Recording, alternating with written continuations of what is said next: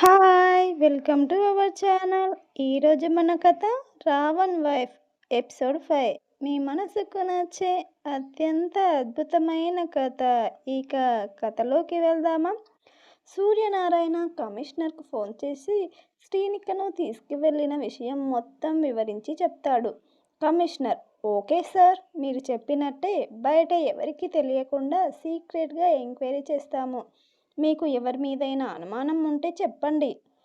Okay commissioner గారు, నేను ఆలోచించుకొని చెబుతాను.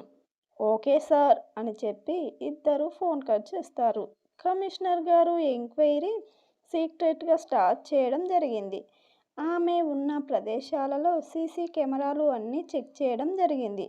అందులో రావణ్, అతడు ముఖానికి మాస్క్ ఉండడం వల్ల సరిగా కనిపించాడు.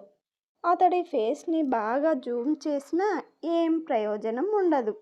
కమిషనర్ గారు వెంటనే సూర్యనారాయణ గారికి కాల్ చేసి, సార్, సీసీ ఫుటేజ్లో అతని ఫోటో మాకు సరిగా కనిపించడం లేదు. మీకేమైనా తెలుసో ఒకసారి క్లారిఫై చేసుకుందురు రండి. సూర్యనారాయణ: ఓకే కమిషనర్ గారు, నేను ఇప్పుడే బయలుదేరుతున్నాను అని చెప్పి కాల్ కట్ చేస్తాడు. సూర్యనారాయణ గారు వెంటనే అతడి డ్రైవర్ని పిలిచి, గిరి, కార్తీ, నేను వస్తున్నాను అని చెప్పగానే గిరి ఓకే సార్ అని ఫాస్ట్గా కార్ దగ్గరికి వెళ్తాడు. సూర్యనారాయణ గారు బయటికి వెళ్తుంటే అతడి వెనకాల సెక్యూరిటీ గార్డ్స్ అందరూ వస్తుంటే వాళ్లకు చెయ్యి అడ్డం చూపెట్టి, మీరు ఇక్కడే ఉండండి, నేనొక్కడనే వెళ్ళి వస్తాను అని చెప్పి ఎవరికి శ్రీనిక విషయం తెలియకూడదు అనే ఉద్దేశంతో అలా చెప్తాడు.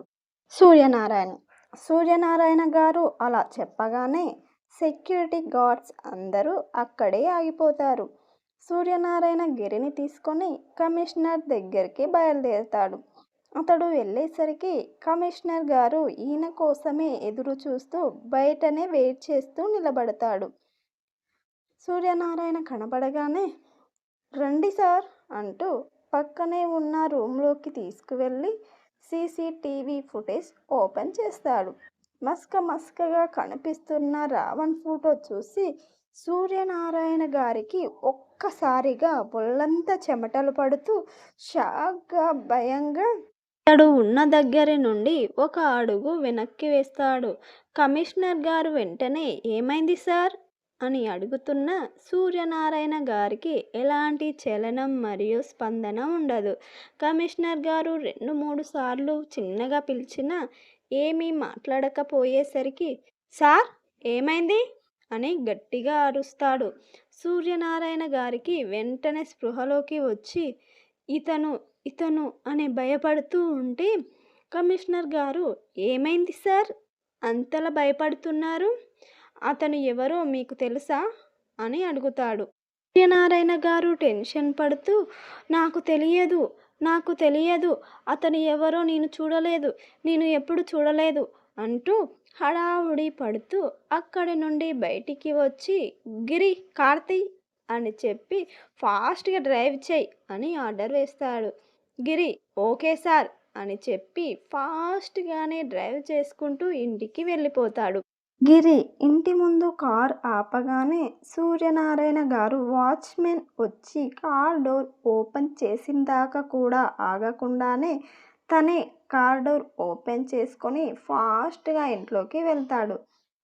గిరి సూర్యనారాయణ వెళ్తున్న వారి వైపు చూస్తూ, సార్, ఇక్కడి నుండి వెళ్ళినప్పుడు బాగానే ఉన్నారు కదా, అక్కడికి వెళ్ళగానే ఏమైంది, ఇంతలా భయపడుతున్నారు, టెన్షన్ పడుతున్నారు అని ఆలోచనలో పడతాడు. ఇక్కడ కమిషనర్ గారు కూడా సూర్యనారాయణ గారి గురించి ఆలోచిస్తూ, సీఎం సారు ఎందుకు అంతలా ఈ సీసీటీవీ ఫుటేజ్ని చూసి అంతలా హడలిపోయారు, ఈ ఫోటోలో ఉన్న వ్యక్తి సీఎం సార్ గారికి ఏమైనా తెలుసా అని ఆలోచిస్తూ ఉంటాడు. ఇప్పుడు రావణ్ శ్రీనిక దగ్గరికి వద్దాం.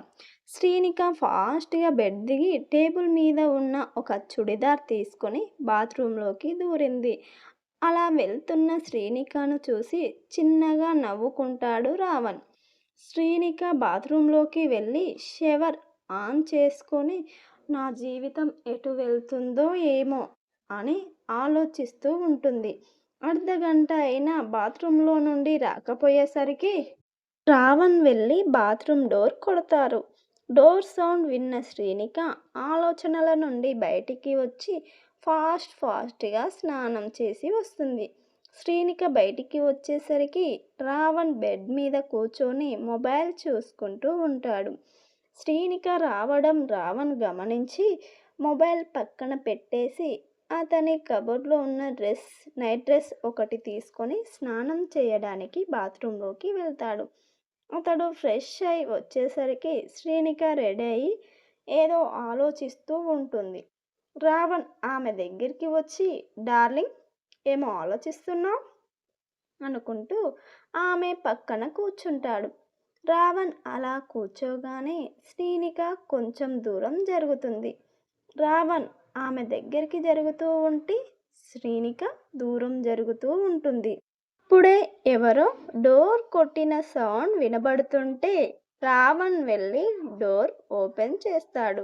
ఎదురుగా వాళ్ళ గ్రాని సావిత్రమ్మ కనబడుతుంది. రావణ్ ఆమె వైపు చూసి, ఏంటి గ్రాని అని అడుగుతాడు. సావిత్రమ్మ, డిన్నర్ చేద్దాం, అమ్మాయిని తీసుకొని కిందికి రారా. రావణ్, వద్దు గ్రాని, ఫుడ్ ఇక్కడికే పంపించు.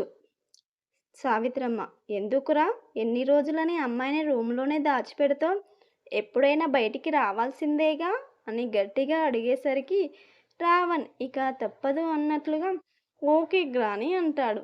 సావిత్రమ్మ, తొందరగా రండిరా అని చెప్పి కిందికి వెళ్తుంది. రావణ్ సావిత్రమ్మ వెళ్ళగానే వెనుకకు తిరిగి రా డిన్నర్ చేద్దాం అని శ్రీనికను పిలుస్తాడు. శ్రీనిక, నాకు ఆకలిగా లేదు అంటుంది. రావణ్, ఎందుకు లేదు అంటూ శ్రీనిక దగ్గరికి వెళ్ళి మొహం చూడు ఎలా పీక్కుపోయిందో, ఈ పూట తిండి తినకుంటే అడ్డం పడతావు. శ్రీనిక, నేను ఎలా అయిపోతే నీకేంటి. రావణ్, నువ్వు అలా మాట్లాడకు డార్లింగ్, నాకు ఇక్కడ మెలపెడుతుంది అంటూ అతని గుండెను చూపిస్తూ చెప్తాడు. రావణ్ అలా చెప్పేసరికి శ్రీనిక, నీకెందుకు అలా అనిపిస్తుంది, నేను నీకేమైతాను. రావణ్, నీకెన్నిసార్లు చెప్పాలి డార్లింగ్, నువ్వు రావణ్ వైఫ్వి అని ఒత్తి పలుకుతూ చెప్తాడు. శ్రీనిక, నువ్వు నా మెడలో తాళి కట్టావా, వైఫు గిఫు అని మాట్లాడుతున్నావు అని శ్రీనిక సీరియస్గా అడుగుతుంది. రావణ్, తాళి కడితేనే భార్యవా, నేను నిన్ను ఎప్పుడు చూశానో అప్పుడే నా మనసు ఫిక్స్ అయిపోయింది, నువ్వే నా వైఫు అని అంతే సీరియస్గా చెప్తాడు. వీళ్ళు ఇలా మాటల్లో ఉండగానే కింది నుండి కన్నయ్య, తొందరగా రండిరా, ఇంకా ఎంతసేపు అన్న పిలుపు వినబడుతుంది. రావణ్ శ్రీనిక దగ్గరికి వచ్చి రా అని పిలుస్తాడు. వస్తావా రావా అని సీరియస్గా అడుగుతాడు. శ్రీనిక, నీకు ఎన్నిసార్లు చెప్పాలి నాకు ఆకలిగా లేదని. ఆమె కూడా అంతే సీరియస్గా అంటుంది. రావణ్, నువ్వు ఇలా చెప్తే వినవు అంటూ ఆమె దగ్గరికి వచ్చి ఆమె చెయ్యి గట్టిగా పట్టుకొని తీసుకొని వెళ్తాడు. తర్వాత ఏం జరిగిందో తెలుసుకోవాలంటే నెక్స్ట్ ఎపిసోడ్ వరకు ఆగాల్సిందే. ఈ కథ మీకు గనక నచ్చినట్టయితే లైక్ చేయండి, షేర్ చేయండి, అమూల్యమైన అభిప్రాయాలను కామెంట్ రూపంలో తెలియజేయండి. ఇలాంటి ఇంట్రెస్టింగ్ కథల కోసం మన ఛానల్ని సబ్స్క్రైబ్ చేసుకోండి. Please please please. Thank you.